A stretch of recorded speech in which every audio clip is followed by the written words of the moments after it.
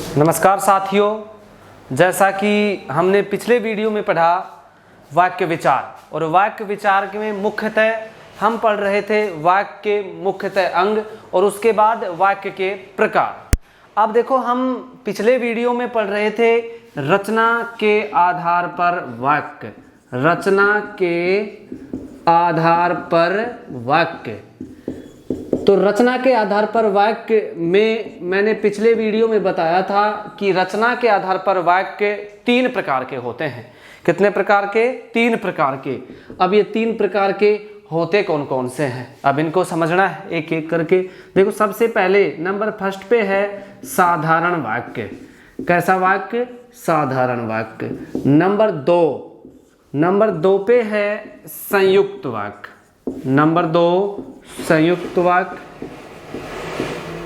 और नंबर 3 मिश्र वाक्य। नंबर 3 मिश्र वाक्य। तो ये मुख्यतः 3 रचना के आधार पर वाक्य, साधारण वाक्य, संयुक्त वाक्य और मिश्र वाक्य। अब सबसे पहले हम पढ़ेंगे कि साधारण वाक्य किसे कहते हैं, सेकंड नंबर पे संयुक्त वाक्य, थर्ड नंबर पे मिश्र वाक्य। तो सबसे पहले रचना के आधार पर वाक्य, मुख्यतः इसी चीज को याद रखना है कि रचना के आधार पर वाक्य कितने प्रकार के होते हैं, साधारण, संयुक्त और मिश्र वाक्य। इन तीनों चीजों को आप नोट डाउन कर लो या इनका स्क्रीनशॉट भी ले सकते हो। तो अब इसके बाद हम साधारण वाक्य की शुरुआत करते हैं कि साधारण वाक्य किसे कहते हैं। तो देखो, अब साधारण वाक्य, फर्स्ट साधारण वाक्य। साधारण वाक्य क्या होता है? देखो, साधारण वाक्य की डेफिनेशन, परिभाषा होगी कि ऐसे वाक्य, कैसे वाक्य? ऐसे वाक्य, कि ऐसे वाक्य जिसमें एक उद्देश्य, ऐसे वाक्य जिसमें एक उद्देश्य और एक विधेय, ऐसे वाक्य जिसमें एक उद्देश्य और एक विधेय हो, साधारण वाक्य कहलाते हैं। साधारण वाक्य कहलाते हैं। पहली चीज, इसकी डेफिनेशन, परिभाषा तो ये बनती है कि ऐसे वाक्य जिसमें एक उद्देश्य और एक विधेय हो, साधारण वाक्य कहलाता है। पिछले वीडियो में मैंने बताया था कि एक उद्देश्य और विधेय, उद्देश्य क्या होते हैं और विधेय क्या होते हैं। क्या एक ही उद्देश्य होना चाहिए? क्या एक ही विधेय होना चाहिए? क्या वही होगा साधारण वाक्य? अब इसकी प्रक्रिया को हम एग्जाम्पल के माध्यम से समझेंगे। तो सबसे पहले अब हम उद्देश्य और विधेय की चर्चा पिछले वीडियो में कर चुके थे। अब हम एग्जाम्पल के माध्यम से समझेंगे कि साधारण वाक्य के एग्जाम्पल कैसे होते हैं। क्या छोटे एग्जाम्पल ही साधारण वाक्य उदाहरण हो सकते हैं? अब इनको सही तरीके से समझेंगे। देखो, सबसे पहले मैं एक एग्जाम्पल लिखता हूं, जैसे मोहन सो रहा है। मोहन सो रहा है। मोहन सो रहा है। अब देखो, मोहन तो क्या है यहाँ? उद्देश्य। मोहन क्या है?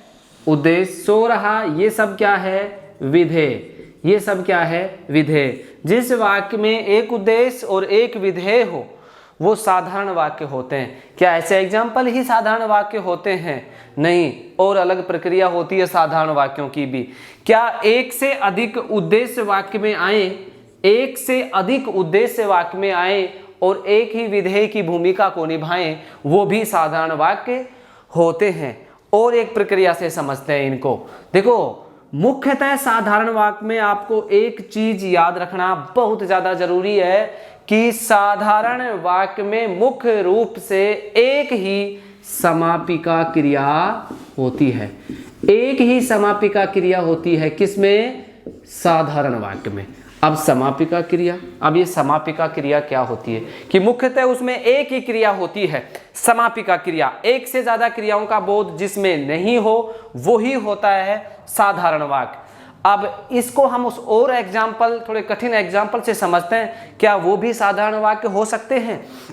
जैसे देखो आगे, मुख्य रूप से जैसे मैं एक से अधिक उद्देश्य या कर्ता लिखता हूं, जैसे मोहन, सोहन, रोहन और मोहन, सोहन, रोहन और कपिल पुस्तक पढ़ रहे हैं। पुस्तक पढ़ रहे हैं। अब देखो मोहन, सोहन, रोहन, कपिल, एक कर्ता, दो कर्ता, तीन कर्ता, चार कर्ता, लेकिन इन चार कर्ता को मिलाकर चारों कर्ताओं के द्वारा एक ही कार्य किया जा रहा है। कौन सा? पढ़ना। कौन सा? पढ़ना। तो एक से अधिक कर्ता आए, लेकिन अगर वो एक ही कार्य करें तो भी कैसे सेंटेंस होते हैं? साधारण वाक्य। तो ये यहाँ तक क्या है? ये यहाँ तक क्या है? उद्देश्य। यहाँ तक क्या है? उद्देश्य। और पीछे का ये यहाँ से यहाँ तक क्या है? विधेय। तो ऐसे एग्जाम्पल भी क्या होते हैं? साधारण वाक्य होते हैं। जैसे एक एग्जाम्पल से और समझते हैं।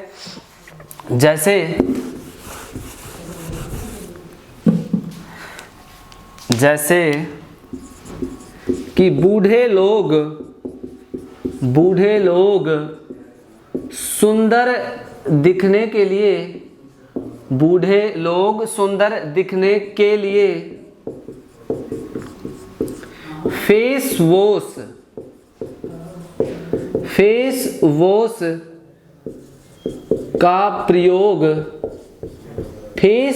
का प्रयोग करते हैं। क्या छोटा एक उदाहरण हो वही साधारण वाक्य हो सकता है? नहीं।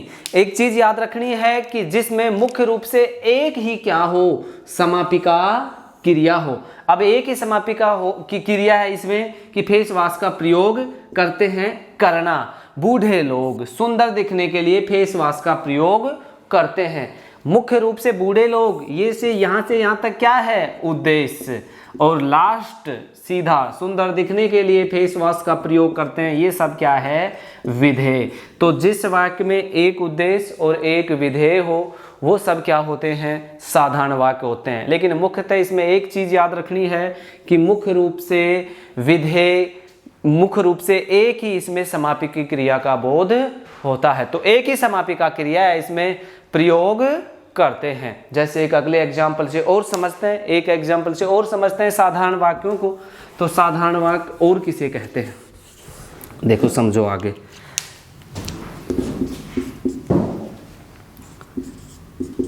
गुलाब की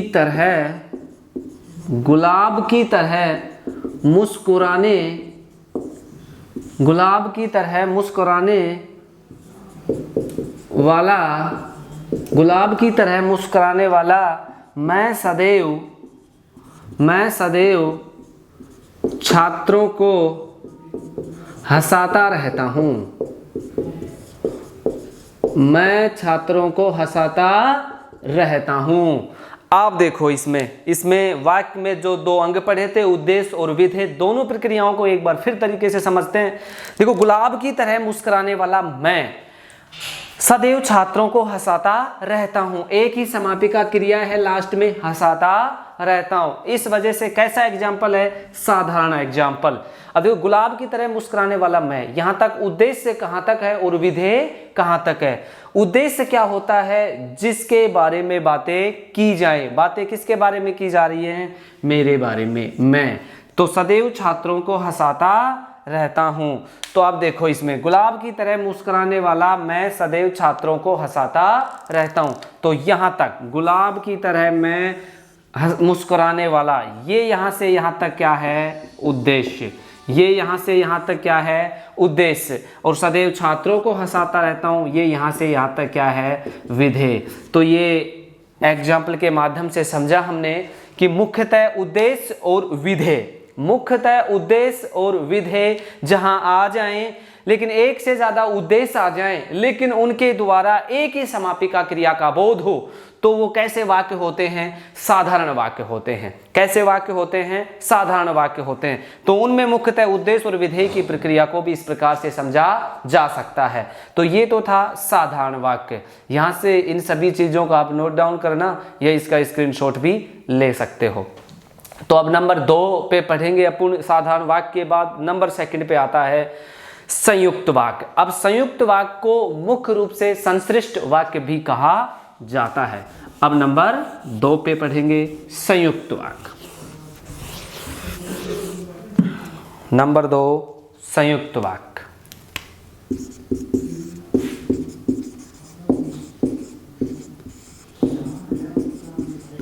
इसको मुख्यतः संश्लिष्ट वाक्य भी कहा जाता है, संश्लिष्ट वाक्य।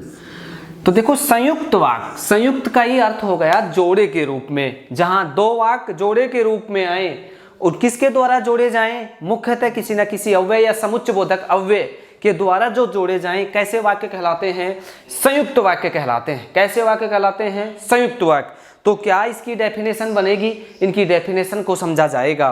क्या इसमें समापिका क्रिया एक ही रहेगी, क्या इसमें समापिका क्रिया एक से ज्यादा का बोध होगा, दोनों में अंतर समझना, मुख्यतः साधारण वाक्य में और संयुक्त वाक्य में। तो जो साधारण वाक्य होता है इसकी डेफिनेशन होगी क्या, कि जिस वाक्य में, किस वाक्य में, जिस वाक्य में दो साधारण वाक्य हो। कितने, दो साधारण वाक्य, ज्यादा भी हो सकते हैं, दो से, जरूरी नहीं दो ही हो। तो दो या दो से अधिक दो साधारण वाक्य हो, दो साधारण वाक्य हो और वे किसी जो दो साधारण वाक्य और वे किसी संयोजक अव्यय, किससे, संयोजक अव्यय से जुड़े रहे। संयोजक अव्यय मुख्य रूप से समुच्चय बोधक अव्यय का पार्ट्स है, तो समुच्चय बोधक अव्यय या समुच्चय बोधक अव्यय से जुड़े हों तो वे वाक्य संयुक्त वाक्य कहलाते हैं। तो वे वाक्य संयुक्त वाक्य कहलाते हैं। यहां से इसकी एक पहली डेफिनेशन, छोटी सी डेफिनेशन है, साधारण सी डेफिनेशन है, लेकिन इस डेफिनेशन को आपको समझना है और एक अगली डेफिनेशन को और समझना है। वहां से जैसे ही पिछले आपने BSTC के एग्जाम में सवाल भी आया था कि मुख्य रूप से, वैसे साधारण जो वाक्य था उसकी डेफिनेशन से भी सवाल आया था कि किस वाक्य में एक उद्देश्य और एक विधेय होता है। तो मुख्यतः साधारण और सरल वाक्य में एक उद्देश्य और एक ही विधेय होता है। ऐसे ही अब संयुक्त वाक्य, संश्लिष्ट वाक्य में क्या एक उद्देश्य और एक विधेय वाले वाक्य होते हैं? हाँ होते हैं, लेकिन वो किसी दो संयोजक अव्यय से जुड़े या समुच्चय बोधक अव्यय से जुड़े रहते हैं। तो आप समझो सेकंड डेफिनेशन, यहां से इस चीज को, डेफिनेशन को नोट डाउन करना और स्क्रीनशॉट भी ले सकते हो। अब इसकी दूसरी डेफिनेशन को समझेंगे और फिर इनको उदाहरणों से समझेंगे। देखो समझना, अब नंबर 2 सेकंड इसकी डेफिनेशन क्या है, कि जिस वाक्य में, नंबर 2 इसकी डेफिनेशन समझना, ये भी एग्जाम में आ सकती है, कि जिस वाक्य में एक प्रधान उपवाक्य हो, एक प्रधान उपवाक्य हो, एक तो प्रधान उपवाक्य होगा और एक स्वतंत्र वाक्य होगा, और एक स्वतंत्र वाक्य होगा। एक तो प्रधान उपवाक्य और एक स्वतंत्र उपवाक्य, एक स्वतंत्र उपवाक्य हो, संयुक्त वाक्य कहलाता है, संयुक्त वाक्य कहलाता है। तो मुख्यतः ये इसकी सेकंड डेफिनेशन, जहां से सवाल पूछने के चांस होंगे। याद रखना, बहुत अच्छा सवाल होगा कि किस वाक्य में एक प्रधान उपवाक्य और एक स्वतंत्र उपवाक्य होता है, तो वो कैसे होंगे, संयुक्त वाक्य या संश्लिष्ट वाक्य होंगे। मैं जैसे एक एग्जाम्पल से समझाता हूं और फिर मुख्यतः स्वतंत्र उपवाक्य क्या होते हैं, प्रधान उपवाक्य क्या होते हैं, इनकी डेफिनेशन से समझेंगे कि ये कैसे होते हैं। देखो क्या होता है, मुख्य रूप से संयुक्त वाक्य में, मुख्य रूप से संयुक्त वाक्य में नंबर 1 एग्जाम्पल, जैसे मोहन सोता है और गीता पढ़ती है, और गीता पढ़ती है। अब देखो पिछला जो अपने पिछली जो डेफिनेशन पढ़ी थी उसमें एक चीज पढ़ी थी कि जहां दो साधारण वाक्य आ जाएं। अब देखो दो साधारण वाक्य, कितने वाक्य, दो साधारण वाक्य, जैसे मोहन सोता है, गीता पढ़ती है, ये दोनों के दोनों साधारण वाक्य और समुच्चय बोधक अव्यय से जुड़े हुए हैं और दोनों के वाक्य अपना अलग अलग अस्तित्व रखते हैं, अपनी स्वतंत्र भूमिका निभाते हैं। इसी वजह से इनको संयुक्त वाक्य कहा जाता है। अच्छा, अब इनकी पहचानने का तरीका क्या है? सबसे पहली चीज तो इनको किस तरीके से पहचाना जाएगा कि ये तो साधारण वाक्य है या ये संयुक्त वाक्य है। साधारण वाक्यों को नॉर्मल तरीके से पहचाना जा सकता है। संयुक्त वाक्य और मिश्र वाक्य दोनों एक जैसे लगते हैं, लेकिन दोनों में बहुत फर्क है, इस चीज को याद रखना है। मोहन सोता है और गीता पढ़ती है। एक तो ये क्या है? उद्देश्य। क्या है? उद्देश्य। ये क्या है? विधेय। क्या है? उद्देश्य और विधेय। ऐसे ही गीता क्या है? उद्देश्य, और पढ़ती ये क्या है? विधेय। तो दो देखो, एक तो ये साधारण वाक्य हो गया, एक ये साधारण वाक्य हो गया। दोनों के दोनों किससे जुड़े हुए हैं? और से जुड़े हुए हैं। तो ऐसे वाक्य किस प्रकार के वाक्य कहलाएंगे? संयुक्त वाक्य कहलाएंगे। याद रखना, कैसे वाक्य कहलाएंगे? संयुक्त वाक्य कहलाएंगे। यहां तक इस चीज को समझ पाए तो देखो, मैं अब आगे चलता हूं और मुख्य रूप से जो समुच्चय बोधक अव्यय हैं मुख्यतः ये ही पाएंगे क्या संयुक्त वाक्य में, मैं उनको लिखता हूं। बस फिर इस सवाल को कंप्लीट हो जाएगा और अनेक उदाहरणों के माध्यम से इनको फिर समझेंगे। तो देखो क्या है आगे, समुच्चय बोधक अव्यय। समुच्चय बोधक अव्यय कौन से होंगे? मुख्यतः दो वाक्यों के बीच में, दो वाक्यों के बीच में क्या क्या आना चाहिए? मुख्य रूप से और आए, तथा आए, एवं आए, किंतु आए, पर आए, परंतु आए, लेकिन आए, अथवा आए, तथा आए, अतः आए, क्योंकि आए, इसलिए आए, क्योंकि आए, इसलिए आए। ऐसे ये जितने भी समुच्चय बोधक अव्यय आपको कहीं भी दिखाई दे जाएं, और, तथा, एवं, किंतु, पर, परंतु, लेकिन, अथवा, तथा, अतः, क्योंकि, इसलिए, तो इस प्रकार के समुच्चय बोधक जो अव्यय आपको दिखाई देंगे वो किस प्रकार के एग्जाम्पलों में आएंगे? संयुक्त वाक्य में। किस प्रकार के एग्जाम्पलों में? संयुक्त वाक्य में आएंगे। एक चीज तो ये याद रखना संयुक्त वाक्य की पहचानने की, एक तो ये आएंगे और, तथा, एवं, किंतु, पर, परंतु, लेकिन, अथवा, तथा, अतः, क्योंकि, इसलिए। अच्छा जी, उसके बाद में और किस तरीके से पहचाना जाए?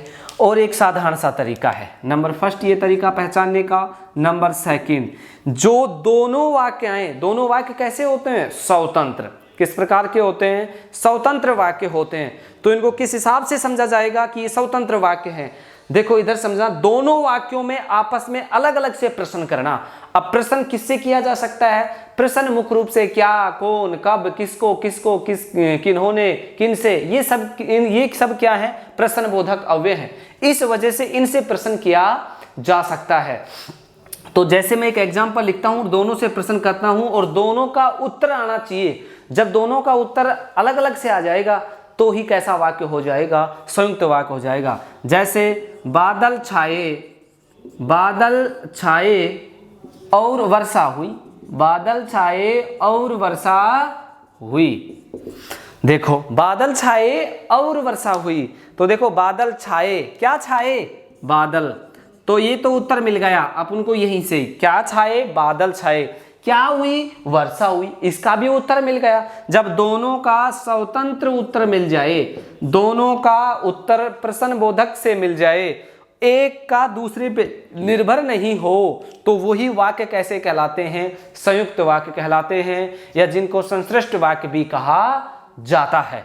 तो मुख्य रूप से इसमें एक चीज आई, क्या? एक तो क्या होगा इसमें? प्रधान वाक्य। क्या होगा? प्रधान वाक्य। और एक होगा इसमें क्या? स्वतंत्र उपवाक्य। क्या होगा? स्वतंत्र उपवाक्य। तो मुख्य रूप से मैं इस प्रक्रिया को समझाता हूं कि प्रधान वाक्य, स्वतंत्र उपवाक्य ये होते क्या है। पहले में इनको समझते हैं, फिर समझेंगे नंबर थर्ड पार्ट्स को, मिश्र वाक्य, कि मिश्र वाक्य किसे कहते हैं। फिर इन सभी का एक बार दोबारा से विवरण लेंगे प्रत्येक एग्जाम्पल से। देखो समझना, अब वाक्य जो ये उपवाक्य होते हैं, यहां तक तो थे संयुक्त वाक्य। क्या था? संयुक्त वाक्य। क्या सर इनमें उपवाक्य भी होते हैं? एक तो होता है पूरा वाक्य, क्या उनके भी पार्ट्स होते हैं? जैसे मैंने एक एग्जाम्पल पूरा लिखा, ये पूरा एग्जाम्पल, और इन एग्जाम्पलों को एक पार्ट्स में बांटा, फिर एक पार्ट्स में बांटा और फिर एक बना दिया सबका, तो ये तो एक वाक्य का क्या है, उपवाक्य। क्या है, उपवाक्य। ये भी क्या है, उपवाक्य। दोनों मिलके क्या बन गए, वाक्य।